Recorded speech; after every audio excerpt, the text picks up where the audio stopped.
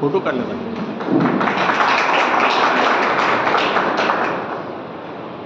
धन्यवाद सर. मी स्वयंसेवक आणि प्रमुख मार्गदर्शक यांच्यामध्ये जास्त वेळ न घेता आजच्या सत्राचे मार्गदर्शक डॉक्टर गौरव जोळीकर सर यांना विनंती करून त्यांनी मार्गदर्शन स्वयंसेवकांना मार्गदर्शन करा.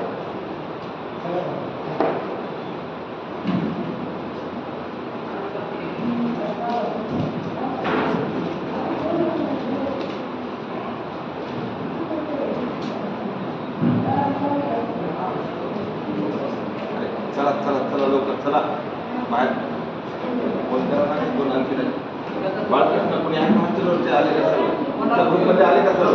पाटील कृष्णा राम कुठे आहे तुझे? बोलव ना त्यांना.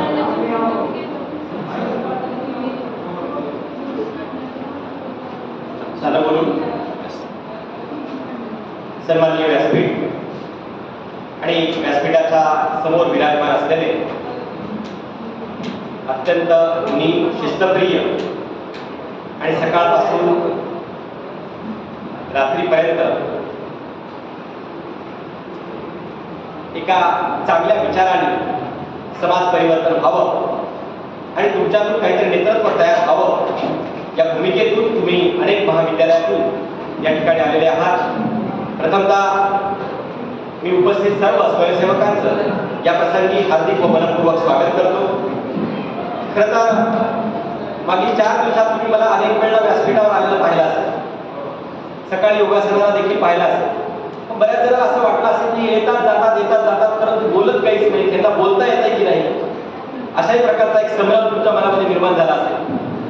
वास्तविक पाहता सकाळच्या सत्रामध्ये भोलराव सर जे बोलले सामाजिक अस्वस्थतेची खलखल आणि आजचा युवक त्या प्रमुख पाहुण्यांबरोबरच मी खरं तर अध्यक्ष म्हणून होतो, परंतु ऐनवेळी थोडासा आपण बदल केला कारण वेळेचा मर्यादा लक्षात घेऊन मस्के सरांनाच अध्यक्ष समारोप आपण करायला सांगितला आणि म्हणून मी त्या सत्रामध्ये काही बोललो नाही. पण तुमच्या समोर सरांनी काही मुद्दे ठेवलेत सकाळी, त्याच मुद्द्यांना थोडंसं मी पुढे घेऊन जाईल आणि तुम्हाला विचार करायला प्रवृत्त करेल की खऱ्या अर्थाने जे मनोहर सरांनी तुम्हाला सकाळी सांगितलं की सामाजिक अस्वस्थता कशा पद्धतीने पसरलेली आहे, तर बाळांनो मला तुम्हाला सांगायचं आहे की माणसाची जडणघडण जी आहे ती 4 अवस्थेतून होत्या. किती अवस्थेतून होत्या आहे? 4 अवस्थेतून होत्या. पहिलं जे सांगतो ते लक्षात राखायचं. माणूस जेव्हा या पृथ्वी तलावरती आला तेव्हा तो चरू लागला. काय सांगतो ते लक्षात राखायचं. माणूस जेव्हा पृथ्वी तलावरती आला तेव्हा तो काय करू लागला? चरू लागला. नंतर तो चालू लागला, नंतर चोरू लागला आणि आता तो जिरू लागला. ही जी काही सामाजिक अस्वस्थता आहे, समाज हा माणसांनी बनलेला असतो आणि माणसामध्ये अस्वस्थता सामाजिक अस्वस्थतेला जन्म देत असतो. काय म्हणालो कळालं का? समाज हा माणसांनी बनलेला असतो आणि माणसामध्ये अस्वस्थता ही सामाजिक अस्वस्थतेला जन्म घालत असते. म्हणून सुरुवातीला सांगितलं की माणूस जेव्हा जन्माला आला तेव्हा तो पालापाचोळा किंवा जे काही फळफळावळ मिळेल ते खाऊन तो जगत होता, म्हणजे अक्षरशः जगत होता. पुन्हा तो काय करू लागला? जेव्हा अग्नीचा शोध लागला तेव्हा अग्नीचा शोध लागल्यानंतर माणूस या ठिकाणी समूहाने राहू लागला आणि जे काही स्वतःला मिळेल ते या ठिकाणी दुसऱ्यांना देऊन या ठिकाणी सामोपचाराने या ठिकाणी एकत्र राहू लागला. छोटे छोटे या ठिकाणी गट करून समूह करून तो एकत्र राहू लागला आणि एकमेकांची देवाणघेवाण करू लागला, म्हणजे चालू लागला. परत काही दिवसानंतर या ठिकाणी काय करू लागला? स्वार्थ प्रवृत्ती वाढू लागली आणि त्या स्वार्थ प्रवृत्तीतून तो माणूस दुसऱ्याकडे चोरू लागला दुसऱ्याचं. आणि आज अशी अवस्था निर्माण झालेली आहे की एक माणूस दुसऱ्या माणसाला चिरतो आहे. हे आपण पाहिलं सकाळच्या सत्रामध्ये सरांनी बोलत असताना मस्ताद जोगच्या घटनेचा उल्लेख केला. हे काय दर्शवतं? एक सामाजिक अस्वस्थता दर्शवतं. बघा 3 गोष्टी मी परत तुम्हाला निदर्शनास आणून देईन. वाणी, विचार, वाणी आणि वर्तन याच्यातून देखील सामाजिक अस्वस्थता जन्म घेत असते. एखाद्याला मारायचं आहे हा विचार आधी मनात येतो. कुठलीही चांगली किंवा वाईट कृती करण्याचा विचार आधी मनात येतो, त्याच्यानंतर त्याचं वाणी रूपांतर होतं आणि नंतर आपल्या हातून वर्तन घडतं. व्यक्तिगत वर्तन हे सामाजिक वर्तनाला जन्म घालत असतं आणि त्यातूनच सामाजिक अस्वस्थता निर्माण होते. काही उदाहरणं मी तुमच्या समोर ठेवेन जी नुकतीच घडलेली आहे, जी तुम्हाला सगळ्यांना ज्ञात आहे. तेवढी उदाहरणं फक्त मी तुम्हाला ठेवेन. तुमच्या समोर. म्हणजे आता सकाळी सरांनी बोलताना उल्लेख केला की आका कोण आहे वगैरे, आणि मग तुम्हाला सगळ्यांना कळालं की धनंजय मुंडे हा आका आहे आणि तो जो कराड आहे वाल्मिक कराड तो कसा त्याचा अनुयायी आहे आणि त्याच्यामुळे सगळे हा बसा जोगचा घटनाक्रम कसा घडला तो विस्ताराने त्यांनी सांगितला. आता हा घटनाक्रम ज्यांनी उघडकीस आणला ते त्याचे दुसरे आमदार होते, त्या आमदारांचा देखील एक खोक्या आहे. त्याच्यावरती सरांनी थोडंसं अल्पसं भाष्य केलं. जो सतीश भोसले नावाचा खोक्या आहे, ती जी खोक्या गँग आहे त्या खोक्या गँगच्या सुद्धा त्या ठिकाणी पर्दाफाश होतो आहे. आणि त्या खोक्या गँगच्या माध्यमातून जे काही समाजामध्ये विकृतीकरण झालं, तुम्ही बघितलं असेल, काही व्हिडिओज पाहिले असतील की पैशाचा माज कसा असतो आणि पैशाच्या माजातून या ठिकाणी विकृती कशी जन्म घेते हे त्या खोक्या गँगच्या मोर्चाच्या माध्यमातून आपल्या समोर आलं आणि त्यातून एक सामाजिक अस्वस्थता निर्माण होते. त्याला पकडण्यासाठी अनेक प्रकारचे लोक या ठिकाणी एकत्र येत आहेत. दुसरं एक उदाहरण मी तुम्हाला सांगेन की काल काही लोकांनी एक पत्रव्यवहार राष्ट्रपतींकडे मागच्या 8 दिवसापासून केलाय की राष्ट्रपतींकडे त्यांची मागणी काय आहे, एक खून माफ करण्याची मागणी राष्ट्रपतींकडे करतात. काही संघटना, काही स्वयंसेवी संघटना, काही तुमच्या माझ्यासारखे लोक राष्ट्रपतींकडे मागणी करतायत की एक खून माफ करा आमचा. हे कशासाठी करत असतील? ही एक सामाजिक खदखद आहे. लोकांना असं वाटतंय की मला जर याचा खून करायची संधी मिळाली, हा जो काही विकृत वागतोय, आता दिवसेंदिवस भोगवाद, चंगळवाद, विलासीवृत्ती इतक्या मोठ्या प्रमाणात वाढलेली आहे की 3.5 वर्षाच्या मुलीपासून 70 वर्षाच्या आजीपर्यंत कुठे कुठे अन्याय अत्याचार होतोय, बलात्कार होतोय, हे तुम्ही आम्ही सगळेजण बघतो आहोत. आणि त्यातून एक सामाजिक अस्वस्थता, सामाजिक खदखद या ठिकाणी समाजामध्ये मोठ्या प्रमाणात निर्माण होते. बाळांनो, तुम्हाला माहिती असेल की कोलकात्यामध्ये एक महिला डॉक्टरवरती बलात्कार झाला. ही हत्येची घटना जी आहे ती 8 आणि 9 ऑगस्ट 2024च्या रात्री घडली आणि कोलकात्यातील त्या राधा गोविंदकर मेडिकल कॉलेजमध्ये एका प्रशिक्षणार्थी डॉक्टरचा मृतदेह आढळल्यानंतर एक समाजामध्ये एक प्रकारची भावना निर्माण झाली की आम्ही आमच्या मुलीला बाहेर शिकायला ठेवावं की पुढे काय करायचं, हा प्रश्न आहे. समाजामध्ये राहणाऱ्या नागरिकांसमोरचा हा प्रश्न आहे की डॉक्टर म्हणून जी दुसऱ्याचं आयुष्य वाचवणार आहे तिचंच आयुष्य जर सुरक्षित नसेल तर मग काय करायचं. ही घटना तुम्हाला द्या. बदलापूरला 3.5 वर्षाच्या मुलीवरती शाळेमध्ये अत्याचार झाल्याची घटना तुम्हाला द्या. अनेक ठिकाणच्या ज्या घटना घडतात त्याच्यातून एक प्रकारची सामाजिक अस्वस्थता निर्माण होते. बाळांनो, मला तुम्हाला अजून एका गोष्टीकडे निर्देश करायचा आहे की तुम्हाला माहिती आहे की मालवणमध्ये राजकोटला एक किल्ला बांधला होता आणि तो किल्ला, त्याच्या किल्ल्याचं उद्घाटन, तो शिवाजी महाराज, छत्रपती शिवाजी महाराजांचा जो पुतळा होता त्याचा उद्घाटनला कोण आला होता? देशाचे पंतप्रधान नरेंद्र मोदीजी आले होते. आणि तो पुतळा जो उभारला होता छत्रपती शिवरायांचा, तो पुतळा आम्ही 350 दिवस पण सांभाळू शकलो नाही. म्हणजे एका बाजूला छत्रपती शिवाजी महाराजांचा आम्ही नाव घेतो, दुसऱ्या बाजूला या ठिकाणी छत्रपती शिवाजी महाराजांनी निर्माण केलेले गड किल्ले 350 वर्षानंतर देखील ताठपणाने उभे आहेत आणि आम्ही मात्र त्यांचा पुतळा 350 दिवस सुद्धा सांभाळू शकलो नाही. याच्यातून एक प्रकारची सामाजिक अस्वस्थता निर्माण होते. लोकांना असं वाटतं की आमचं आराध्य दैवत ते सुद्धा सांभाळण्यामध्ये सरकार या ठिकाणी कमी पडत आहे. लोकांमध्ये जी अस्वस्थता निर्माण होते ना, ती लोकांच्या ज्या काही दैवत असतात त्या दैवतांना कोणी काही म्हटलं किंवा या ठिकाणी समाजामध्ये काही विकृत जेव्हा कृती घडत असते तेव्हा या ठिकाणी अस्वस्थता निर्माण होते. तुम्ही बाळांनो कदाचित टीव्ही पाहिला नसेल, पण त्या टीव्हीवरती एक बातमी दाखवत होते. काय बातमी दाखवत होते? त्या टीव्हीवरती बातमी अशी दाखवत होते की एक आपला काय नाव त्याचं,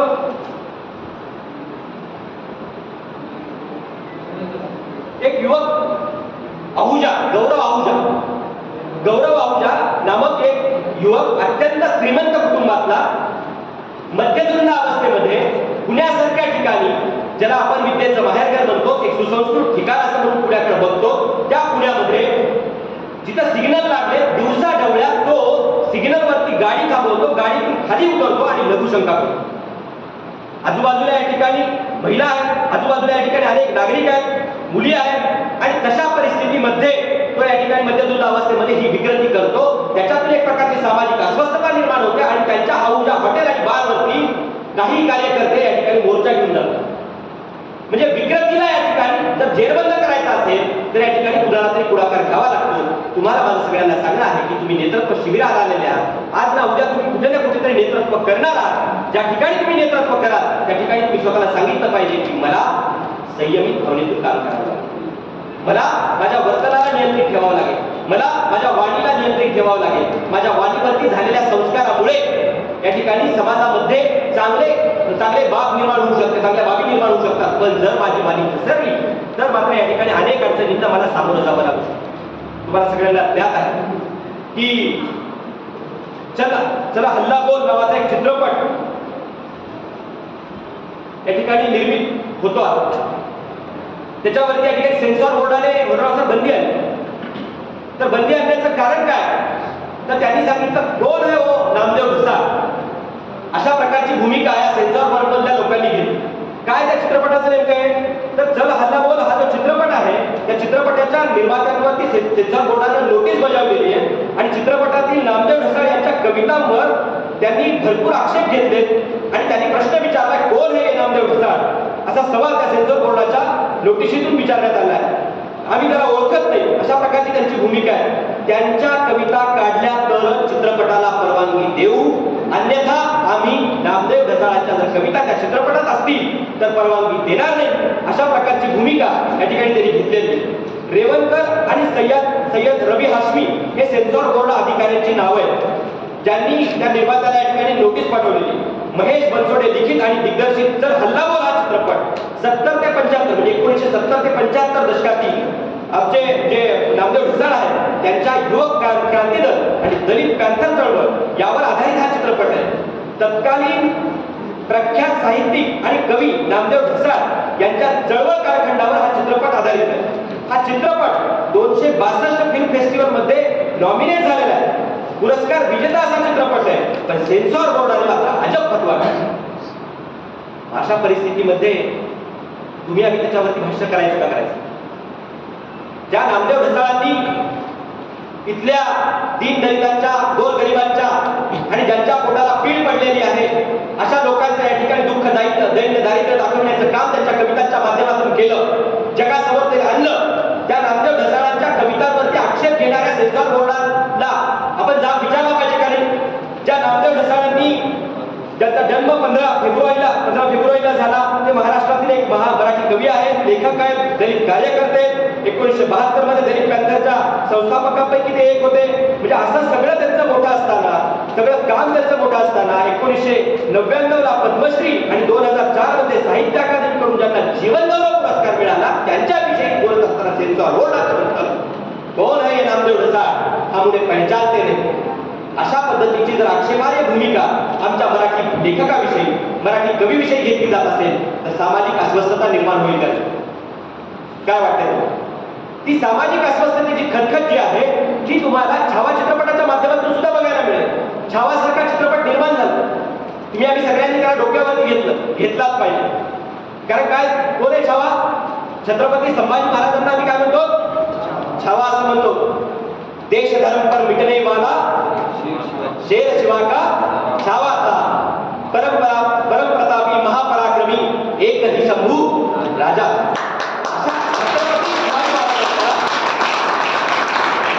अशा छत्रपती शिवाजी महाराजांच्या छाव्याविषयी म्हणजे छत्रपती संभाजी महाराजांविषयी एक चित्रपट प्रदर्शित होतो आणि त्याची तुलना एक आमदार असलेला माणूस औरंगजेबाशी करतो आणि औरंगजेब कसा महान प्रशासक होता, महापराक्रमी होता, अशा प्रकारचे उद्गार काढतो. तशा वेळेला या ठिकाणी सामाजिक अस्वस्थता निर्माण होईल का म्हणा? जो कोणी आमच्या दैवतावरती हल्ला करेल, जो कोणी या ठिकाणी आमच्या महापुरुषांविषयी आक्षेपार्ह विधान करेल त्याच्याविषयी आम्ही बोललं पाहिजे का बोललं नाही पाहिजे? सोलापूरकर कोण आहे आम्हाला माहित नाही, कोरटकर कोण आहे आम्हाला माहिती नाही, परंतु त्यांनी जी काही महापुरुषांविषयी विधान केली त्याचा या ठिकाणी जाहीर निषेध आपण केला पाहिजे. कारण त्याच्यातून एक प्रकारची सामाजिक अस्वस्थता निर्माण. छत्रपती शिवाजी महाराज असतील, डॉक्टर बाबासाहेब आंबेडकर असतील, महात्मा ज्योतिबा फुले असतील, ही सगळी आमच्या आराध्य दैवत आहेत. हे केवळ एका जातीपुरते मर्यादित नाही, तर ही आमच्या समाजाचं भूषण आहे, आमच्या राष्ट्राचा अलंकार आहे. आणि म्हणून यांच्याविषयी कोणालाही काहीही आक्षेपार्ह विधान करण्याचा, बोलण्याचा नैतिक अधिकार नाही. आणि म्हणून त्याच्यातून जर काही समाजामध्ये या ठिकाणी एक प्रकारचं वातावरण निर्माण होत असेल तर त्याला या ठिकाणी जाब तुम्ही आम्ही विचारला पाहिजे. अकलेचे तारे तोडण्याचे देखील काही फार मोठे प्रकार होतात. विधानसभेमध्ये तर हे सध्या फार जोरात चालू आहे. तुम्ही विधानसभेचं लाईव्ह प्रक्षेपण जरी बघत नसलात तरी किमान वर्तमानपत्र वाचलं पाहिजे. कारण तुमच्या माध्यमातून आज ना उद्या एक महाराष्ट्राला चांगलं नेतृत्व मिळणार. तुमच्या माध्यमातून या विद्यापीठाला असेल किंवा अजून समाजामध्ये वेगवेगळ्या ठिकाणी नेतृत्व मिळणार आहे. आणि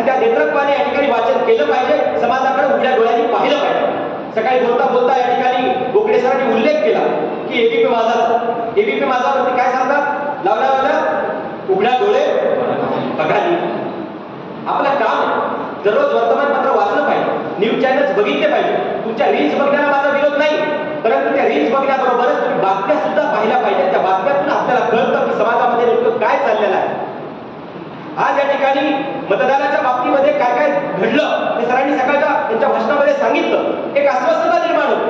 त्याचं कारण असं आहे, रक्ताचा एकही थेंब न सांडता किंवा आम्हाला सगळ्यांना एका पातळीवरती आणून ठेवण्याचं काम भारतीय संविधानाने डॉक्टर बाबासाहेब आंबेडकरांनी मताधिकाराच्या माध्यमातून केलं. परंतु आम्ही मात्र या ठिकाणी अजूनही जातीच्या आधारावर मतदान करतो, या ठिकाणी पैसे घेऊन मतदान करतो, दारूचा घोट घेऊन मतदान करतो. आणि म्हणून एक प्रकारची विकृत मानसिकता निर्माण झाली आणि राज्यकर्त्यांना देखील असं वाटू लागलं की दारूचा एक घोट आणि नोट दिली की आम्हाला वोट मिळतं. म्हणजे एक नोट और वोट कर देती है कमाल और मिल जाता है हमें वोट, अशा प्रकारची एक मानसिकता धनदांडग्या आणि भांडवलदार राज्यकर्त्या वर्गाच्या मनामध्ये निर्माण झाली. परंतु डॉक्टर बाबासाहेब आंबेडकर बोलताना असं म्हणाले होते की भांडवलदाराच्या मनामध्ये तुमच्या मताविषयीची धडकी निर्माण झाली पाहिजे. कारण तुमच्या मताची किंमत ही मीठ भाकरी इतकी स्वस्त नाही, परंतु त्याची आम्हाला जाणीवच झाली नाही. ती अस्वस्थता आमच्या मनामध्ये निर्माण होत नाही. आणि म्हणून तुम्हाला माझं सगळ्यांना सांगणं आहे की आपण ज्याला मतदान करतो ते योग्य माणसाला मतदान करतो की नाही याचा देखील आपण जाणीवपूर्वक विचार केला पाहिजे.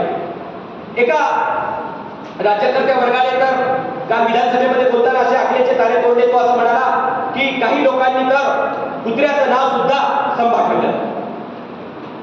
आता जरी समजा एखाद्याने ठेवला असेल, ठेवू नये, जरी ठेवला असेल तर त्याचं उदात्तीकरण करणं ही देखील एक प्रकारची विकृती असते. म्हणून विकृतीला पायबंद घातला गेला पाहिजे. विकृत मानसिकता असणं आणि गुन्हा करून देखील या ठिकाणी मी गुन्हा केला नाही, मी असं बोललो नाही, म्हणजे विरोधी गटनेता या ठिकाणी तुमचं चुकलं, आमच्या माणसाचं चुकलं हे मान्य करतोय, परंतु त्या पक्षाचा नेता त्या पक्षाचा आमदार या ठिकाणी म्हणतोय की आमचं काही चुकलं नाही, मी माफी मागणार. अशा प्रकारची जी काही उद्दाम भूमिका जी आहे ती आज सामाजिक अस्वस्थतेला या ठिकाणी मोठ्या प्रमाणात कारणीभूत ठरत असते. बाळांनो, समाजामध्ये विविध जाती धर्म आहेत आणि ते असणारच. भारताचं वैशिष्ट्य असं आहे की विविधतेत एकता हे भारताचं महत्वाचं वैशिष्ट्य आहे. आपण तुम्ही आम्ही सगळेजणी पाहिलं असेल की 14 ऑगस्ट 1947 रोजी एकाच वेळेला किती देश स्वतंत्र झाले? किती देश स्वतंत्र झाले? 2 देश स्वतंत्र झाले. म्हणजे मध्यरात्रीच्या वेळेला पाकिस्तान हा वेगळीकडे गेला आणि भारत हा वेगळीकडे आला. म्हणजे 15 ऑगस्ट 1947 ला दोन्ही देशांमध्ये या ठिकाणी स्वतंत्र देश म्हणून या ठिकाणी नावारूपाला आले. परंतु आज भारताची वाटचाल कोणत्या दिशेने चालू आहे आणि पाकिस्तानची वाटचाल कोणत्या दिशेने चालू आहे याचा जेव्हा आम्ही विचार करतो तेव्हा आमच्या असं लक्षात येतं की भारताने धर्मनिरपेक्षतेचा या ठिकाणी आधार घेतला आणि धर्मनिरपेक्ष वाटचालीमुळे भारत या ठिकाणी विकासाच्या शिखरावरती जातो आहे. भारत एक महासत्ता म्हणून पुढे या ठिकाणी पादाक्रांत होतो आहे. परंतु एका धर्माच्या आधारावरती पाकिस्तानने जी काही पायवाट केली आहे त्याच्यामुळे आज त्याला या ठिकाणी कंगाल व्हावं लागलेला आहे. तो विकासाच्या वाटेमध्ये खूप मागास असलेला राष्ट्र म्हणून या ठिकाणी आपण सगळेजण पाहतो. म्हणजे सांगण्याचं तात्पर्य असं आहे की आम्हाला कुठल्याही एका जातीला आणि कुठल्याही एका धर्माला चिकटून राहून चालणार नाही. तुम्हाला जर नेतृत्व करायचं असेल तर तुम्हाला सगळ्या जातीला धर्माला सोबत घेऊन चालावं लागेल. आणि म्हणून आपण जे काही दररोज शाळेत असताना प्रार्थना म्हणत होतो ती प्रार्थना तुम्हाला तुमच्या आचरणात आणावी लागेल. दररोज शाळेत असताना तुम्ही काय प्रार्थना म्हणायचा? भारत माझा देश आहे, सारे भारतीय माझे बांधव आहेत, असं तुम्ही म्हणत होता. आता तुम्हाला ते स्वतःच्या आचरणात आणावं लागेल. तुम्हाला सातत्याने स्वतःला सांगावं लागेल, तुमच्या आजूबाजूच्या मैत्रिणीला सांगावं लागेल, तुमच्या शेजाऱ्या पाजाऱ्याला सांगावं लागेल, तुमच्या गावातल्या लोकांना सांगावं लागेल की अरे आपण केवळ मराठा नाही, आपण केवळ ओबीसी नाही, आपण केवळ धनगर नाही, आपण केवळ ब्राह्मण नाही, आपण केवळ लिंगायत नाही, आपण केवळ मुस्लिम नाही, तर आपण सगळेजण एक आहोत. मी अनेक वेळेला बोलत असताना हे विधान जाणीवपूर्वक सांगत असतो की डॉक्टर बाबासाहेब आंबेडकरांना ज्या वेळेला विचारलं गेलं की बाबासाहेब तुम्ही कोण आहात, त्याच्या वेळी डॉक्टर बाबासाहेब आंबेडकरांनी दिलं उत्तर की तुम्ही आम्ही या नेतृत्व शिबिराच्या माध्यमातून सोबत घेऊन जाणं अत्यंत गरजेचं आहे. बाबासाहेब आंबेडकरांनी उत्तर दिलं की मी प्रथमतः भारतीय आहे आणि नंतरही मी भारतीय आहे. हा भारतीयत्वाचा विचार तुम्ही आम्ही सगळ्यांनी सोबत घेतला पाहिजे. कारण समाजामध्ये निर्माण होत झालेली अस्वस्थता ही जातीच्या आणि धर्माच्या कुंपणामुळे निर्माण होत चाललेली आहे. हे जे काही बॅरिगेट्स या ठिकाणी जातीच्या आणि धर्माच्या आधारावर तुमच्या माझ्यामध्ये निर्माण केले जात आहे त्याच्यामुळे राजकीय पोळ्या बांधल्या जात आहेत, परंतु तुमच्या माझ्या आयुष्याची राखबांगोली होणार आहे हे मात्र आपण लक्षात घेतलं पाहिजे. राष्ट्रीय एकात्मता हे भारताचं फार मोठं बलस्थान आहे आणि त्या राष्ट्रीय एकात्मतेला कोणीही तडा देणार नाही याची काळजी तुम्ही आम्ही सगळ्यांनी घेतली पाहिजे. म्हणून आपण सगळ्यांनी या राष्ट्रीय एकात्मतेला डोळ्यासमोर ठेवून वाटचाल केली पाहिजे. अरे बाळांनो, मला सांगा तुम्ही 2009 साली 3 सप्टेंबर 2009 साली सांगली जिल्ह्यातील मिरज येथे महाराणा प्रताप गणेशोत्सव मंडळानं एक चौकामध्ये देखावा निर्माण केला. कदाचित तुमचा तेव्हा जन्म झालेला असेल किंवा तुम्ही लहान असाल. एक देखावा असा निर्माण केला होता की छत्रपती शिवरायांनी अफजल खानाचा कोथळा बाहेर काढला. इतिहास चूक आहे का? इतिहास चुकीचा आहे का? इतिहास चुकीचा नाहीये. हा इतिहास घडून गेलेला आहे. हा इतिहास सगळ्यांना मान्य आहे. आणि मग त्या गणेश मंडळाने तो देखावा सांगली मिरजच्या त्या देखावा केला. त्याच्यानंतर एका 3 सप्टेंबर 2009 रोजी मुस्लिमांच्या एका कट्टरपंथाने ते पोस्टरमध्ये अक्षर घेतला. ते पोस्टर फाडलं आणि अफजल खान हा कसा आदर्श आहे अशा पद्धतीची या ठिकाणी विधानं केली. पाकिस्तान जिंदाबादची विधानं केली. याच्यामधून एक प्रकारची सामाजिक अस्वस्थता निर्माण होणार का होणार? छत्रपती शिवराय हे हिंदवी स्वराज्याचे संस्थापक आहेत. ते तुमचे माझे सगळ्यांचे आदर्श आहेत का? अफजल खान औरंगजेब हे तुमचे माझे आदर्श? आपण भारत माता की जय वंदे मातरम असं म्हटलं पाहिजे का पाकिस्तान की जय असं म्हटलं पाहिजे? ज्या देशामध्ये आपण राहतो, ज्या देशामध्ये आपण मीठ खातो, ज्या देशाने मला मोठं केलं, ज्या देशामुळे या ठिकाणी माझा मान सन्मान वाढला, त्या देशाच्या नावलौकिकाला साजेसच वर्तन माझ्या हातून झालं पाहिजे याच्यासाठी आपण प्रयत्न केला पाहिजे. आणि या नेतृत्व शिबिरातून जाताना तुम्ही काही गोष्टी घेऊन गेल्या पाहिजे. एक की कोणत्याही महापुरुषाला मी जातीत बांधणार नाही. 2 मी स्वतःला भारतीय समजेल. मी कुठल्याही या ठिकाणी एका धर्मामध्ये अडकणार नाही. कारण मी अनेक वेळा बोलत असताना नेहमी सांगत असतो. मी बोलत असताना आपल्या हरिवंशराय बच्चन यांची कविता सांगत असतो. सगळ्या विद्यार्थ्यांनी ती इथे तुम्ही कारण लातूर जिल्ह्यातून आलेले आहात, वेगवेगळ्या महाविद्यालयातून आलेले आहेत. तुम्ही तिथे गेल्यानंतर ह्या सगळ्या गोष्टी तुमच्या महाविद्यालयातल्या इतर विद्यार्थ्यांना सांगायच्या आहेत. म्हणून तुमच्यापर्यंत ही भावना पोहोचवतो मी. हरिवंशराय बच्चन त्यांच्या कवितेमध्ये लिहितात, नफरतों का असर देखो जानवरों का बंटवारा हो गया. नफरतों का असर देखो जानवरों का बंटवारा हो गया. गाय हिंदू और बकरा मुसलमान. ये पेड़ ये पत्ते ये पौधे भी परेशान हो जाए अगर परिंदे भी हिंदू और मुसलमान हो जाए. धर्मों के आधार पर रंगों का बंटवारा, धर्मों के आधार पर रंगों का बंटवारा हो गया.